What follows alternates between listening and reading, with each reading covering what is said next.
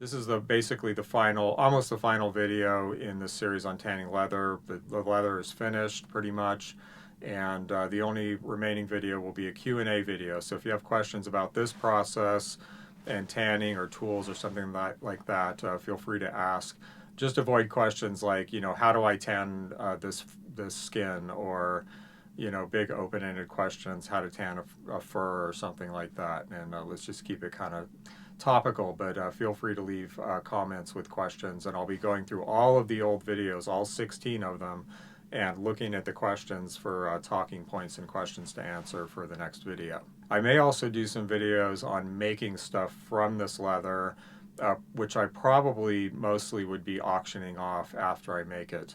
Or if it's something I want, I might make too and then auction it off. I have a list of possible projects, with all the competing things I want to do and need to do and stuff like that. I may not do that, but it's an idea. So this cattle skin this is a serious chunk of leather. Here, check this out. It's 8 pounds. And it turned out really nice. There's a little bit of discoloration here and there and stuff like that. That's pretty typical with home tanning. Very heavy, very solid, very high quality. This is just beautiful leather. Now, if you got this from a tannery, it would be finished a lot better. One thing I probably should have done is just spent more time getting this really flat and pasting it down. The other issue is the board I used had just like way too much big texture all over it. And so it's not quite as flat, and it kind of like unstuck and unpeeled and fell off before it was completely dry. So it's not as flat as a lot of the leather that I've made. But it's totally workable. And modern leather workers are kind of spoiled. They get leather that's already shaved to the exact thickness that they want. They buy it by the thickness, and it's all dead smooth. It's processed with machines, and you can't expect to get quite that out of it unless you're going to really spend the time and make a big effort. So of course this leather is really good for sheaths and heavy stuff, shoes and things like that. Oh, by the way, at the end of this video, I'm going to tell you about a really cool potential project, leather project that I might do. Yeah, so overall it turned out great. What would I do different? While it was drying, I added oil a second time, and I had it in the sun, so the oil that I put on originally, like the first coat, really soaked in nice, and it was looking really good. But I added this extra oil and it ended up depositing a lot of stearic acid on the surface, more than usual, and that was a little hard to deal with. I had to rub it really hard and fast to kind of heat the stuff up, because the melting point is like 160 degrees. But it turned out kind of cool, and I kind of like this sort of polish that it ended up with. So that's pretty cool. A little more time finishing. There's still a lot of dents here. I was just really lazy about slicking it with the slicker and getting it all smoothed out. So the thing about with this leather is that it's not shaved to thickness. So this is just the natural skin. And when you get leather from a leather supplier, it's been run through a splitter. Now in the old days, what they would do is they'd take this chunk of leather and they would go on the flesh side with a sharp tool called a currier's knife. The currier would do this, and you put it on a big flat board and you actually shave the skin down like one strip at a time to thin it to the thickness that you want. So in modern tanning, what you do is you run it through a splitter, and it splits the hide into two pieces, and the bottom piece is called a split. And that's like a chunk of leather. It's just the inside of the skin here with no grain on it. And it's actually useful for stuff. So, ideally you would split it instead of shaving it down. Now that kind of presents a problem though, for say I want to make something out of this. A lot of it I'm not going to want this thick. Some of the skin is probably approaching 1/4 inch thick. This is really, really heavy. And even for things like a mask for your axe or a knife sheath, you're just not going to want it quite that thick. So, that has to be dealt with. I would actually like to find access to a splitter, and the other option would be to basically invent one or build one, which is, doable, but not, it's not a project to take too lightly. Belts, axe masks, suspenders, things that you want a heavy leather that's not going to stretch out of shape too much when you make it. Shoes, of course. But imagine making a shoe out of a 1/4 inch piece of leather. No. Much, much thinner than that. Another thing we could potentially make out of this leather is hardened leather items. This is a cup, a traditional mug known as a blackjack, and you take this leather, and this only works with vegetable tan leather, and you heat it. You don't actually boil it, but sometimes it's called boiled leather. But you heat it pretty hot until the skin proteins start to congeal and shrink down a little bit. It's a controlled process. You don't, if you just cook it really hard, it's going to shrink way too much and get messed up. But it gives it this real, stiffness and rigidity. It's a very, very cool technique, almost a lost art. Like, very few of the mugs and water bottles out of leather and stuff like that that you see are made that way. They're actually just made with leather and then coated with stuff. So with these, there's a whole video on this I'll link right here. You basically make a form and you get it super hot, and so it starts to change the leather, and then you dry it that way and coat the inside with pine pitch, basically. Very cool project. The video I made is really, really cool, but I would like to do this again, maybe make several, and then there's a type of water bottle, like a particular type of leather water bottle that I really want to make. And I have some ideas on how they may have done it, but the information on how they did it is gone. As far as I know, it doesn't exist anymore. So that would be a pretty cool project to do with that. Okay, let's look at the sheepskins now. So really there were 4 sheepskins, and one of them I just kind of threw in a tannin bath with the hair on it, barely fleshed, and just kind of procrastinated on it for long enough that it got messed up, the hair slipped out, and it was all stinky and stuff. So that one, I went ahead and put it through the process, and I kind of dropped it partway through the series because I had decided to dye it and a couple of other skins that I had black, including the squirrel skin that also was in the early videos. And I just got frustrated with all the time I was spending on the project, and I was just like, okay, we're going to shelve those and just not deal with them. But I'll show them to you. So this is actually a deer skin that I was dyeing black with that batch of skins, and this will be softened just the way we softened the sheep hides. But it's not, it wasn't tanned during this project. But here's the chunk of kind of messed up sheepskin that was done, and this is actually, it's decent. There's a lot of tears in the grain. There's not much of it left. Like, a bunch of it was messed up, so I just cut it and threw it away. But hey, it's an interesting functional piece of leather. A lot of people would think this is actually really nice. It didn't turn out too bad. And the black's pretty cool, right? Pretty neat. That's basically just treated with vinegar and iron. And you dissolve iron filings in vinegar, put it on here, and it just turns black because it reacts with the tannic acid that we used to tan the skins. In the end, it didn't turn out too bad, and it's a neat little chunk of leather to use for something. So these turned out pretty great. Aside from some discoloration and a few funky spots, if you'll remember, some alum got on these hides and on the cattle skin. That was kind of a drag, and there are some spots on some of the skins where you can still see that, and it changed the color and stuff. But you can see on this, maybe there is some slight discoloration. I'm trying to catch the light just right so you can see this, maybe there. And that's pretty typical in home tanning. It's just like an uncontrolled environment, right? So the more you get into like having your whole setup ready, everything's clean, you're not introducing a bunch of new elements, you're using the same water, using the same tools, the same tanning materials, there's no one else working in your space using chemicals that you don't use, like alum that gets on your skins. The more that stuff's gonna not be a problem, and you won't show up with these random like dark spots or light spots and stuff that you don't really know where they came from. And they don't matter that much. Once you make stuff out of it and the leather is used and it starts to get, dirty and worn and weathered or whatever, broken in, it just, it's just not a big deal. In commercial tanning, it would be a big deal, to people. And certainly it'd be something to strive for not having happen. But I think all of these have a few dark spots that I really don't know where they came from. I really tried to keep this iron process completely separate, but hey, I could have got just a little bit of that iron solution on a glove that I then transferred to these hides. Like, all kinds of stuff could account for these dark spots. Overall, though, these turned out great. They're very supple. They smell amazing. They're just such a nice, warm, supple feeling hide, and they have this beautiful wrinkly texture. Great, they're really, really nice. And you use that kind of stuff for anything floppy, like certain kinds of bags, pouches. Like I could see like a small, maybe like a little tobacco pouch or something like that made of this would be just amazing. Yeah, Kevin Kevich is probably drooling right now over that idea. And, pipe smoker. Yeah, different kinds of clothing and stuff. And like I said before, the best use I can think of this is like a nice tight pair of girl shorts. But you know, the right girl just isn't around right now. Yeah, really form-fitting clothing like that would, you know, this can kind of conform and stretch a lot.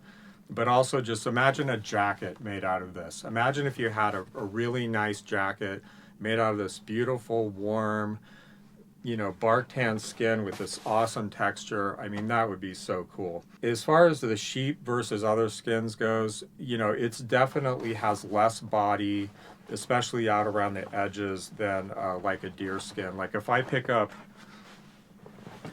this deer skin, there is a very noticeable difference in the weight and solidity and substance of this skin compared to any of these sheep skins. Big difference, you know, and this is why I'm not like super excited about tanning sheep skins. I'd rather tan goat skins and deer skins for the most part. However, for instance, what I heard when these hides came in is that this ranch every 3 months slaughters like a whole bunch of sheep, and the skins are not being used for anything. And the butcher did a pretty good job of skinning. Like, I was actually pretty impressed. There are not like a bunch of deep score marks, and if those hides are available and they're easy to get and they're in good condition, yeah, they're worth tanning. I mean, this is very nice stuff.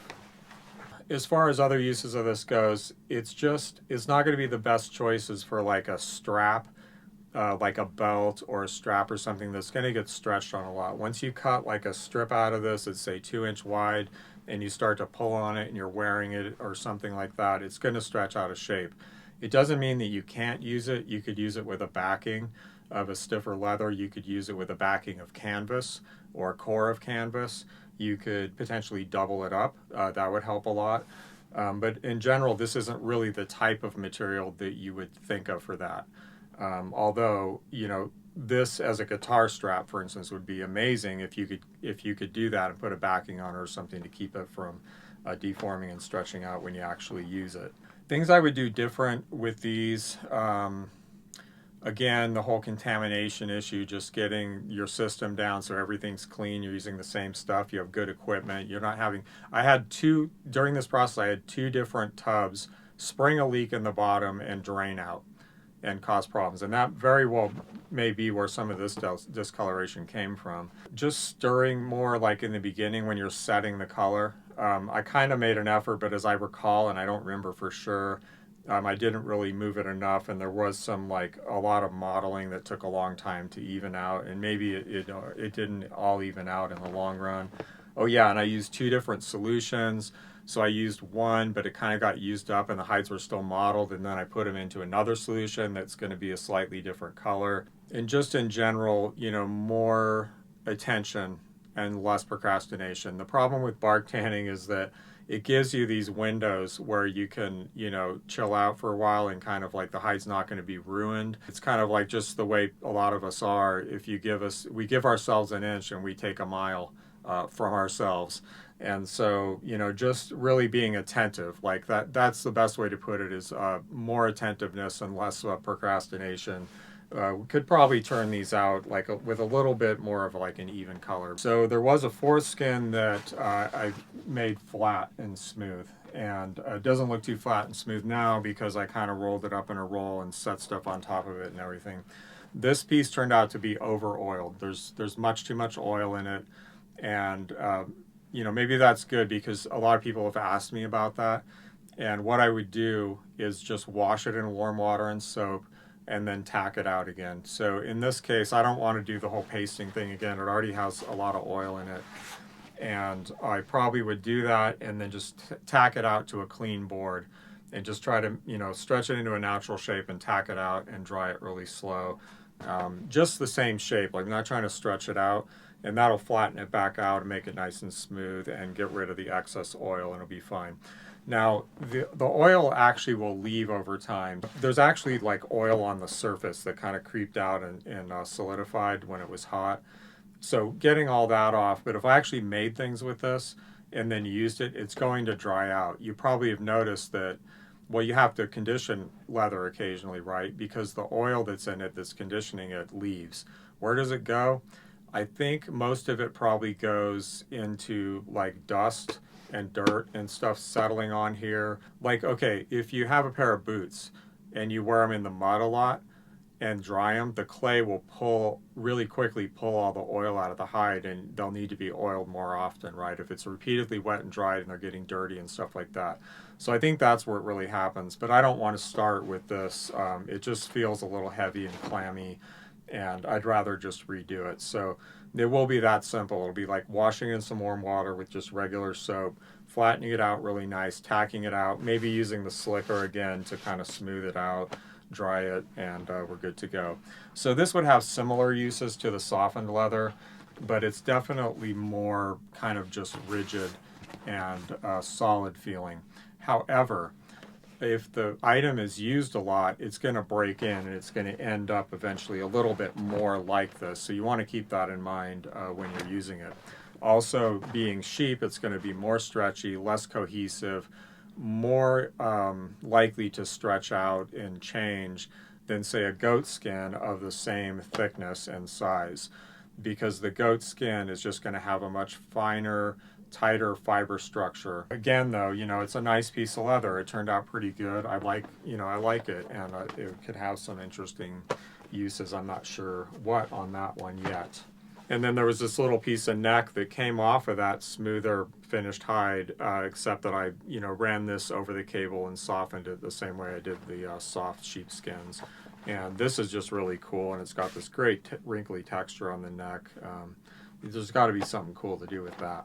Oh yeah, and so what I would probably do different with this, it was really, really hot when I did this, and normally more of the fat would have stayed on like the outside of the skin on the bottom of the board. And I probably just used too much though. I mean, it's a very thin skin. It's kind of hard to judge that. But this is what I mean when I say don't over oil leather, because a lot of people, when they first start bark tanning, they think they need to stuff it completely with oil, and that's definitely not the case. You want it to be well distributed and kind of nourished, and it sort of serves some of the same purposes in the skin that water does in a fresh skin, to make it nice and pliable and not too brittle and stuff like that. But you don't want it all stuffed with oil to the point where it feels heavy and clammy like this does, or when it gets hot, like the oil is going to come out of the skin. That's definitely too much oil. So the paste method should have worked with this. I've done it a lot. I probably just should have used dubbin instead, or waited until the weather was cooler or something like that.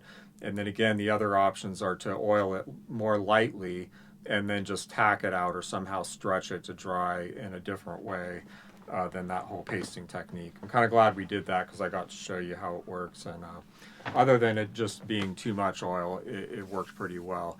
But if I use dubbin, which is a mixture of tallow and a light oil, or even a mixture of tallow and lard, say, that heavier tallow oil is going to stay, more of it's going to stay on the outside of the skin if it's not too hot out, right? Again, it was just hot, like the ambient temperature in the shade was too hot, and it would just melt this lard and enough to soak it all into the skin. Probably would have worked out a little bit better.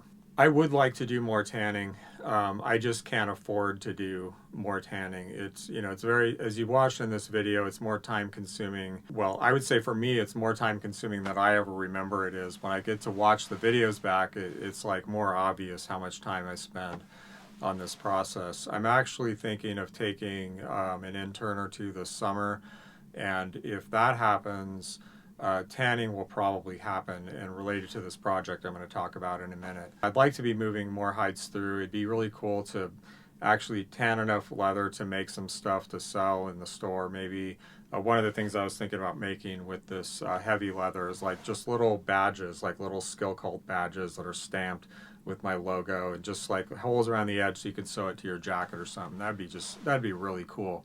And I could make a lot of them, obviously, out of a chunk of hide like this. You can imagine, how many, 2-inch or smaller patches I could make. And if I did that, I would automate it pretty much, like have some kind of a stamp that cuts the leather out, cuts the holes, and hopefully even stamps the logo at the same time, or that might be like a separate step, but something pretty efficient, like invest time, up front to do that. So yeah, anyway, I'm thinking about taking an intern. So, if someone has the summer free, you're a hard worker, you're interested in all the stuff I do here, et cetera, I'm willing to hear what you have to say and why I might consider to have you around for a month or 2 or 3. The project, I would not attempt this project on my own because it's just too much tanning and leather work of just labor to get it done with other stuff I need to do. I need to concentrate on making money to buy a new homestead and other stuff, growing my YouTube channel and things like that. But this project is super cool. So I recently got a pair of boots. Let me grab them here. These are from this really cool company called Jim Green. That's a South African company. They source all their materials from South Africa. They have this really cool program right now where they're providing boots for rangers. I actually have a new boot that was designed by rangers, and these are wildlife rangers in South Africa. So there's a lot of poaching that goes on there, like a lot of poaching. And they basically have this army of people that go out with guns, and they're like, yeah, they're an anti-poaching army essentially, but they're very poorly equipped. So 88% of them say that they've faced life-threatening situations while working as a wildlife ranger. That's crazy. And 59% of them say they don't have adequate gear. Some of these guys are out there wearing sandals, running around with machine guns and sandals trying to protect, the rhinos and elephants from poaching. So they have this program where they design this new ranger shoe, and every so many pairs sold, I think it's 7 or something, they donate a pair of shoes to a ranger. Super cool. Just a really, really neat company. I had gotten a pair of boots and I had a problem with them, and I wrote, and this nice guy named Gareth wrote me back and just sent me a new pair of boots like right out of the chute, which was awesome. And he said, yeah, we could do a run for you. We could make boots out of my leather. That would be so cool. They're affordable for me to get them made because obviously the leather is a very expensive part of the process. So if I figured out how many square feet I would need, tan a number of cattle skins, just run them through the whole process all at once, and get those shipped to them, I could get boots back for a reasonable price. And then I was thinking maybe I could just auction them off or something like that. Like, how cool would that be? It'd be so cool. Maybe make some kind of slight modification just to, maybe the SkillCult logo at the very least, or, something like that. But basically just do their boots. I love these boots. They have a really wide toe box, which is really important for me. Most boots are way too narrow. These are a very old school, like, Vibram style kind of waffle stomper soles. They've broken in really nice. I really like them a lot. They're very comfortable. They're resolable, which is especially cool if, we're using my leather. You could potentially, if you take good care of the leather, which I have not really been here.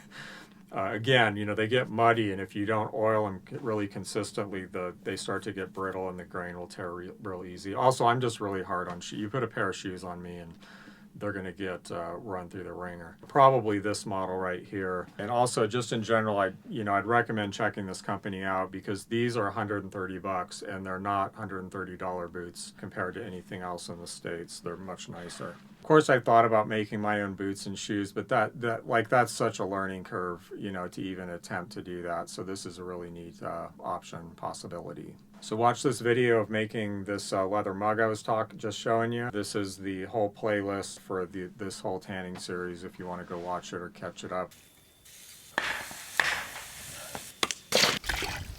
Oh yeah. How you like me now? Cheers.